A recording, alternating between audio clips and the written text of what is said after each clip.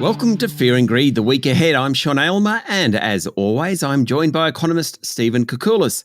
You'll find him at thekook.com and on Twitter using the handle thekook. Stephen, good morning. A very good morning, Sean.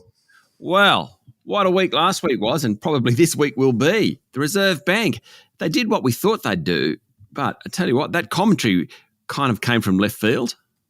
It was a classic case of it's more what they said than what they did that spooked many of us in the market, myself included. And in summary, they've just, from where they were in December to where they were last week with the rate hike, is a refocus on just how stubborn, in their view, inflation is going to be. So, in a sense, the CPI that we saw at the end of the December quarter, 7.8% inflation, was broadly as they were expected. So that really wasn't the thing that forced their hand.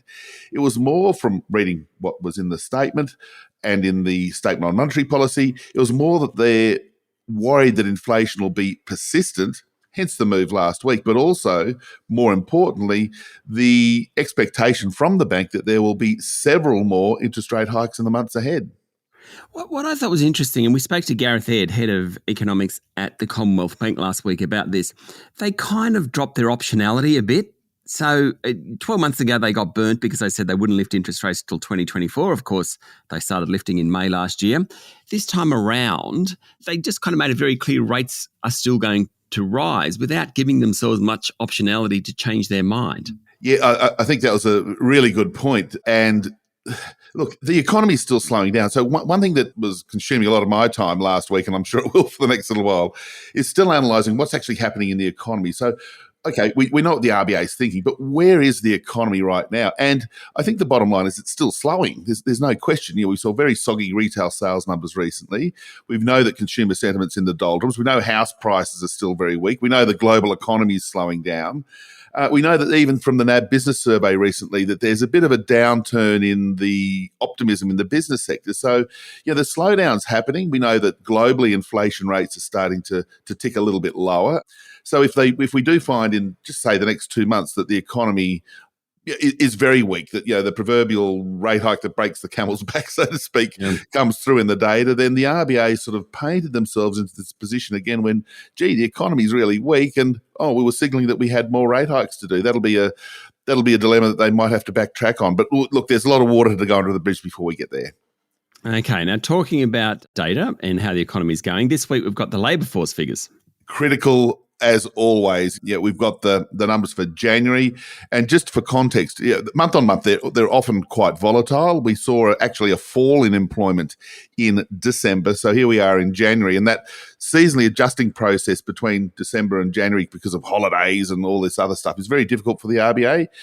That said, the market's expecting something of a rebound in employment, so something like plus 25,000 in employment, and the unemployment rate to hover around 3.5%.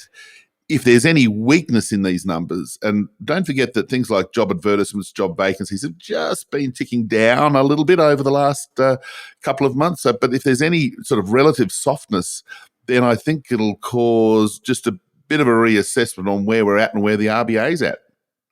Okay. The Phil Lowe's also talking, the Governor of the Reserve Bank, Philip Lowe, is also talking quite a number of times this week.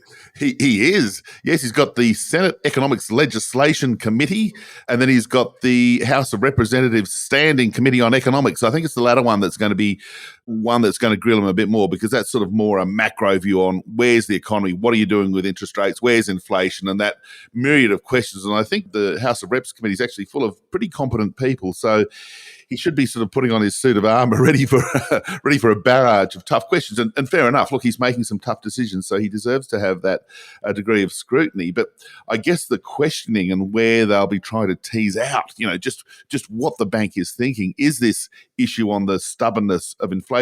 We know from the statement on monetary policy last week that the RBA is still expecting the inflation rate to be 3%. So the top of their target range, in the middle of 2025, another 2.5 years. And while we know that the RBA has got a checkered record in sort of medium-term forecasting, if that forecast is sort of broadly correct, then we've got another couple of years where inflation doesn't even get to the target range, which I noted a couple of people last week saying, well, if that's their call on inflation, they should have gone 50 or more, a lot of other central banks have done. So I think that the questioning will be on that trajectory for inflation, and importantly, particularly with the way Jim Chalmers, the Treasurer, is talking about a socially inclusive policy stance. What's it mean for unemployment? I note that a couple of people said that the 4.5% unemployment rate forecast from the RBA assumes an extra 100,000 people unemployed.